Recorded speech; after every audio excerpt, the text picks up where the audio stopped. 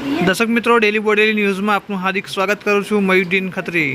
Vadodara Bodeli highway પર છૂછાપુરા bus stand પાસે diesel ભરેલું ટેન્કર પલટી મારી જતા અકસ્માત સર્જાયો છે. વાત કરીશું છોટાઉદેપુર જિલ્લાના સંખેડા તાલુકાના છૂછાપુરા ગામ પાસે હાઈવે પર એક ટેન્કર પલટી વાગી ગયું છે. પલટી વાગી જતા રોડ પર ડીઝલ છે તે વેરાઈ ગયું હતું.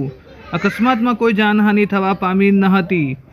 વડોદરા તરફથી એક ડીઝલ ભરેલું ટેન્કર છે તે બોડેલી તરફ આવી રહ્યું હતું. તે સમયે ડ્રાઈવર દ્વારા સ્ટેરિંગ પરનું કાબુ ગુમાવતા અકસ્માત સર્જાયો હતો. જે પ્રકારે તમે દ્રશ્યોમાં જોઈ રહ્યા છો કે એક રોંગ સાઈડ છે તે એક ડીઝલનું ટેન્કર પલટી વાગી ગયું છે, જેના કારણે અકસ્માત થયો છે. ડીઝલનું પર રેલમછેલ થઈ છે. એક તરફ તમે જોઈ રહ્યા છો કે એક કેબિનને પણ મોટું નુકસાન થયું છે. ઝાડ સાથે પણ આ ટેન્કર અફડાયું હતું. છૂછાપુરા બસ સ્ટેન્ડ પાસેની આ ઘટના બની હતી અને આ બનાવમાં કોઈ જાનહાનિ થવા પામી ન હતી. પોલીસને પણ જાણ થતાં પોલીસ ઘટના સ્થળે પહોંચી હતી.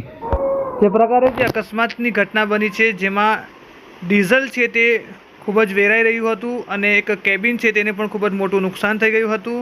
અને હાઈવેની સાઈડ પર જે અકસ્માત થયો છે, જેના કારણે નજીવી ટ્રાફિક પણ થઈ હતી, પરંતુ જે પ્રકારે ખૂબ જ મોટા પાયે નુકસાન થયું છે. અને તમે જોઈ રહ્યા છો ડીઝલ છે તે પાણીમાં પણ સમાવેશ થઈ ગયો હતો અને જે પાણી છે તે પણ બ્લુ કલરનું દેખાઈ રહ્યું છે.